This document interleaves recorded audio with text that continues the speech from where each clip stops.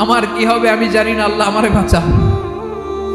প্রতিটি নবী বলবে নফসি নফসি, আল্লাহ তুমি আমারে বাঁচাও, আমারে বাঁচাও। বিশ্বনবী মাথা তুলবেন, তুলে বলবেন রব্বি হাবলি উম্মতি, আল্লাহ তুমি আমার গুনাহগার উম্মতকে বাঁচাও।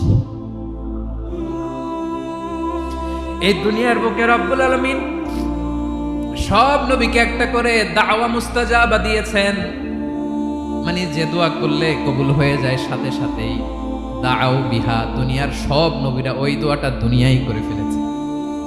সব নবীকে আল্লাহ একটা করে দোয়া দিয়েছেন, নবী দোয়া করলেই কবুল। সব নবীরা ওই দোয়া করে ফেলেছে দুনিয়াতে। বিশ্বনবী বলেন আমি করি নাই।